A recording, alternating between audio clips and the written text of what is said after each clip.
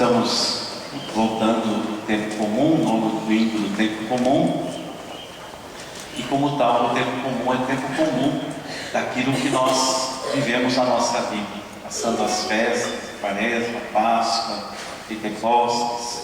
Nós temos esse tempo que é bastante longo dentro da liturgia da igreja, mas que nos ajuda bastante também a refletirmos a nossa vida comum, nosso dia a dia, aquilo que nós temos em comum e as nossas necessidades, mas acima de tudo, o nosso empenho em vivermos a nossa fé.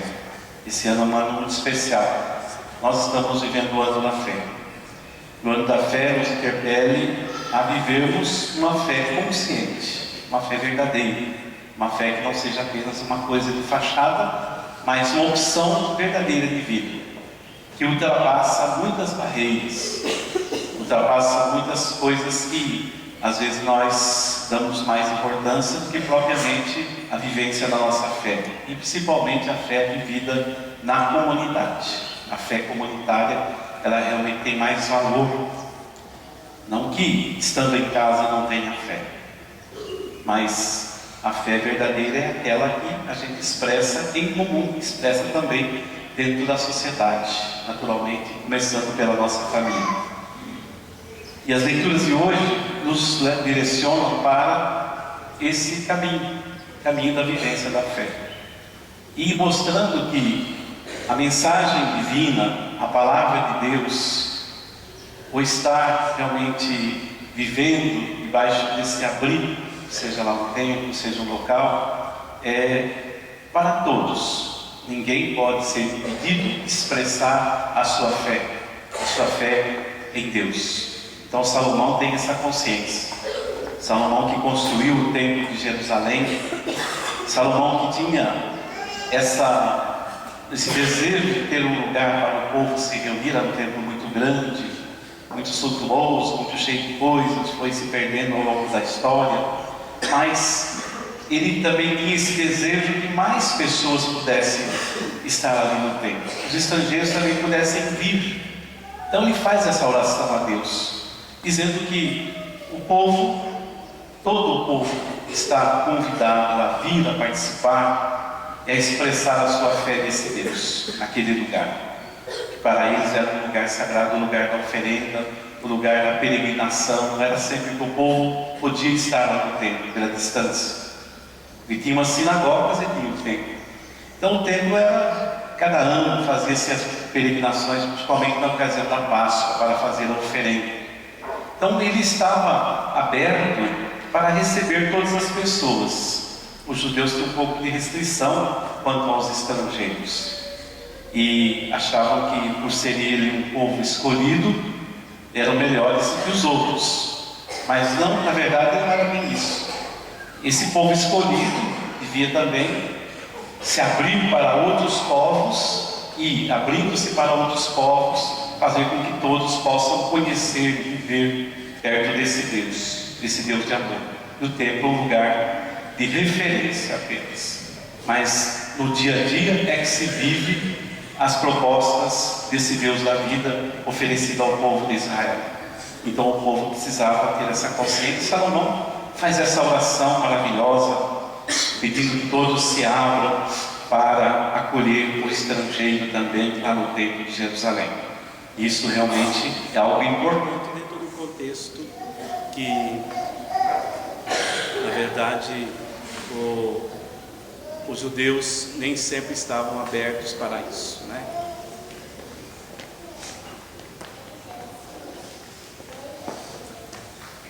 Então aí a importância de compreendermos o que realmente nós podemos fazer para também estarmos sempre acolhendo, nunca nos fechando dentro do nosso campo, dentro da nossa... às vezes fazemos os nossos guetos, né? E queremos tudo para nós, achamos que somos melhores que os outros. O Evangelho de hoje também é um exemplo de tudo isso. Nós vimos aí aquele que é chamado de centurião. Jesus está em Cafarnaum. Esse oficial romano tinha um empregado que estava muito, e que ele estimava muito, e estava muito doente à beira da morte. E esse oficial está à procura de Jesus. Ele queria que Jesus curasse o seu empregado. E nesse sentido, o oficial manda mensageiros para falar com Jesus, para ver se ele pode fazer esse favor de curar o seu empregado. Mas ele manda à distância porque ele tem certo receio. Ele está consciente de que ele não deveria estar se dirigindo aos judeus, à religião judaica. Então ele, na verdade, ele quer, porque não está, quer que haja esse milagre, que seja curado o seu servo, mas à distância. E como a mensagem de Jesus, aquilo que Jesus faz, a missão de Jesus, ela ultrapassa as barreiras, chega até as pessoas. Nesse caso, nós vimos que Jesus está se aproximando, mas ele vai dizer: Senhor, eu não sou digno que entre sobre o meu teto, mas diz a sua palavra e meu servo ficará curado. Ele tinha autoridade sobre os empregados, mas entendia que a autoridade era a autoridade divina, é muito maior, é muito mais do que aquilo que ele fazia. Cuidar dos soldados, cuidar dos empregados, ter uma autoridade, mas a autoridade realmente é aquela que vem de Deus. E Jesus tinha autoridade para isso. Por isso ele procura Jesus. Ele entende que Jesus é mais do que aquilo que o ser humano é. E mesmo ele sendo um homem importante, com autoridade, ele recorre à autoridade de Jesus, para que o seu servo seja curado. E com isso, ele encanta, Jesus se encanta com ele. Diz: nem em Israel encontrei gente com tanta fé como esse homem, como esse centurião romano. Então, aí a gente vê que, mesmo não estando no convívio com Jesus, não estando no convívio com os judeus, ele tem fé, porque a fé ultrapassa as barreiras. Daí você podia dizer assim: eu tenho fé, mas eu vivo em casa, eu vivo isolado. Então, era um outro contexto. Hoje, a fé deve ser vivida em comunidade, deve ser expressa em comunidade, deve ser uma fé que tenha uma ação conjunta, mas ela faz com que lá fora nós vivamos aquilo que nós aprendemos na comunidade. Mas é um caso diferente, uma realidade diferente, onde Jesus é o novo, está chegando e as pessoas estão querendo conhecê-lo, e conhecendo Jesus vão abraçando a fé e vivendo essa fé.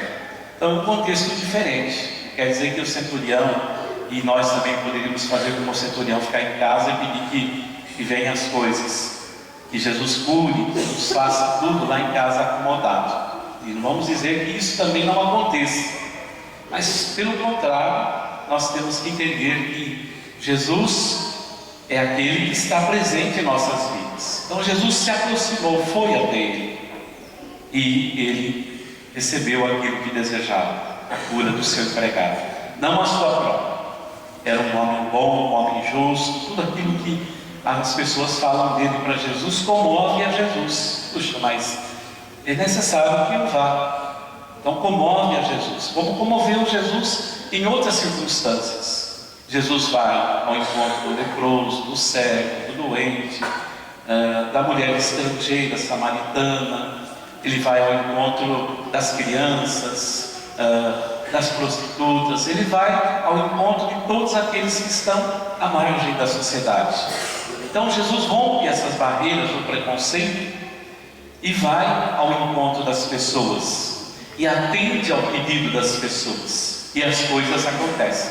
Mas depende também das pessoas buscarem a Jesus. Ele vem sim ao nosso encontro, Ele nos dá toda essa segurança de que estamos no caminho certo e devemos viver no caminho certo. Mas Ele faz isso na medida em que nós também queremos viver isso, buscamos isso, vamos ao seu encontro, nos colocamos à disposição de Jesus para ouvir o que Ele tem a nos dizer. E hoje Ele tem a nos dizer muito. Nós devemos viver a nossa fé, nós devemos repensar a nossa fé, inclusive no caso do ano da fé. Então, a gente vê que as coisas não caminham dessa forma, porque senão nós vamos desviando do caminho. E por que desviar do caminho? Nós vimos aí na segunda leitura, no início dessa carta de São Paulo aos Gálatas. Ele fica admirado de saber que as pessoas estão pregando um outro evangelho, estão deturpando o evangelho de Jesus Cristo. Mas como é que pode pregar outro evangelho? Paulo fala ainda, olha, nem que um anjo venha pregar o evangelho, se não for de Jesus Cristo, não adianta. Não é de Jesus Cristo, não tem valor. Então Paulo mostra que o evangelho é de Jesus Cristo.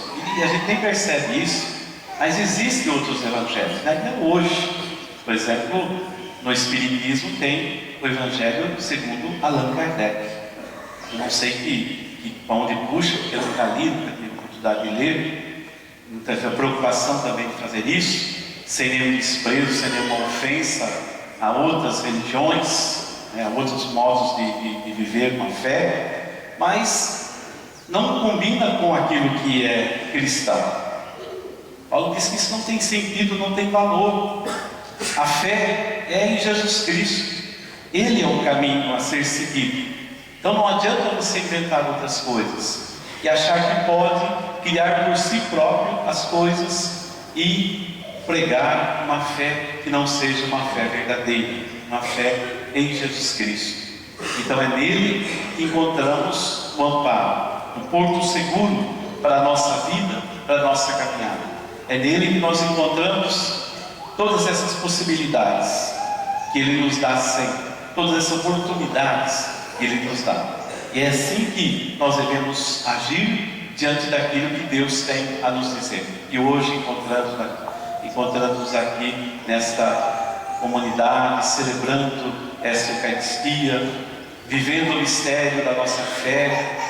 E aliás a gente repete sempre quando comunga aquela frase aí do centurião: Senhor, eu não sou digno que entre sobre mim, entreis em minha casa, mas dizei uma só palavra e serei, minha alma será salva.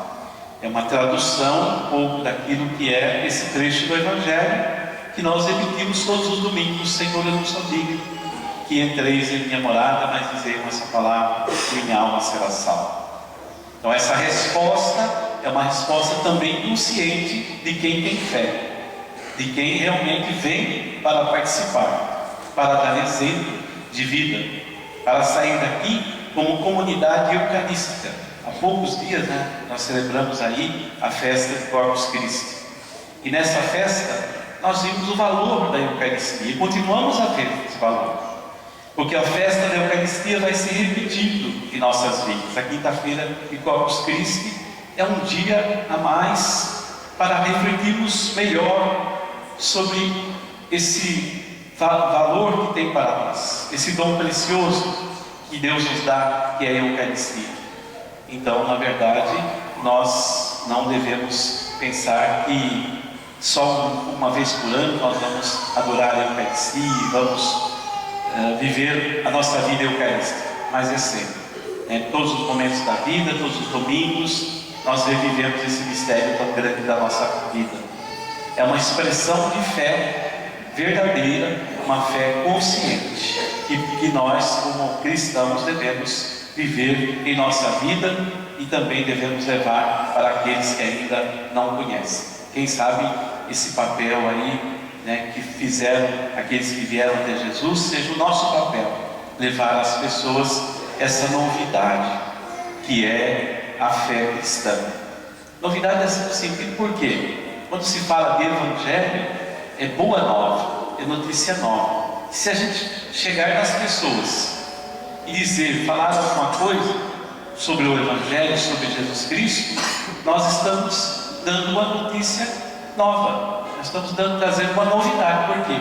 É boa nova a palavra do Evangelho, é novidade sempre, porque sempre tem algo novo a nos dizer.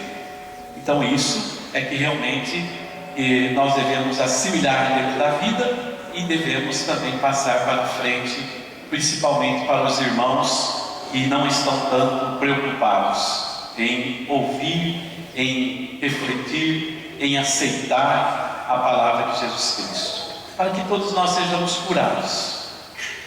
a cura que fala muito de cura, essas coisas, né? E muita promessa de cura por aí afora. Mas essa cura que nós pedimos é a cura do nosso coração, da nossa vida. A gente tem uma ferida, alguma coisa que está lá machucando, uma coisa que eu estou ali martelando, está dentro do coração, não consigo me libertar daquilo.